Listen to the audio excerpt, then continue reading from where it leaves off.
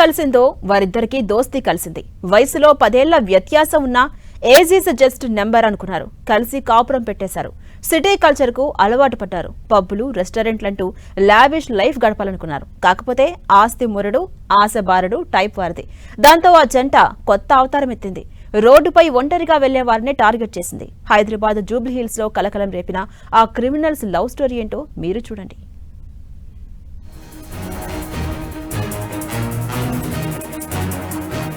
ఆమె వయస్సు 33, అతడికి 23. ఎక్కడ కలిశారో తెలియదు గాని సనత్ నగర్ లో సహజీవనం సాగిస్తున్నారు. అతడు ర్యాపిడో డ్రైవర్ గా చేస్తుంటే ఆమె చిన్నా చితకా పనులకు వెళుతోంది. కాని వారి ఆశలు అన్నీ ఇన్ని కావు. ఆడంబరంగా జీవించాలనుకున్నారు.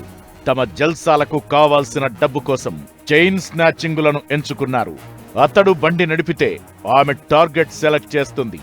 రోడ్డుపై ఒంటరిగా వెళుతున్న వారిపై నిఘా పెట్టి చోరీకి పాల్పడతారు ఈ క్రిమినల్ లవర్స్. తాజాగా జూబ్లీ హిల్స్ లో సాఫ్ట్వేర్ ఉద్యోగిని మెడలో చైన్ కొట్టేశారు.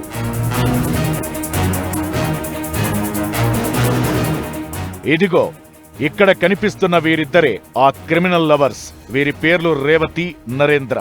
మంగళవారం ఉదయం మాదాపూర్లోని హాస్టల్ నుంచి జూబ్లీ హిల్స్ రోడ్ నంబర్ 39లోని ఆఫీస్కు నడుచుకుంటూ వెళుతున్న సాఫ్ట్వేర్ ఇంజనీర్ మానస మెడలోంచి యాక్టివా బైక్ మీద వచ్చి చైన్ స్నాచింగ్ కు పాల్పడ్డారు.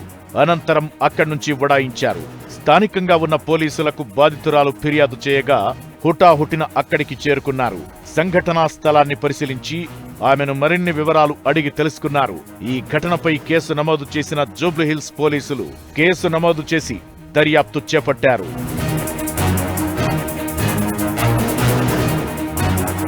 సంఘటనా స్థలంలోని సీసీటీవీ ఫుటేజీ పరిశీలించగా పోలీసులకు యాక్టివా బైక్ విజువల్స్ కనిపించాయి. నంబర్ ప్లేట్ ఆధారంగా బైక్ నడిపిన యువకుడు ర్యాపిడో డ్రైవర్ అని గుర్తించారు. అతడి ఫోన్ నంబర్ ఆధారంగా వారి కదలికలపై దృష్టి పెట్టారు. స్నాచింగ్ చేసిన అనంతరం నిందితులిద్దరూ ఆంధ్రప్రదేశ్లోని తమ సొంతోళ్లకు పారిపోతున్న విషయాన్ని పసిగట్టిన జూబ్లీ హిల్స్ పోలీసులు, టాస్క్ ఫోర్స్ అధికారులు వారి కోసం గాలించారు. సూర్యాపేట సమీపంలో ఆర్టీసీ బస్సులో వెళుతుండగా వారిని అదుపులోకి తీసుకున్నారు.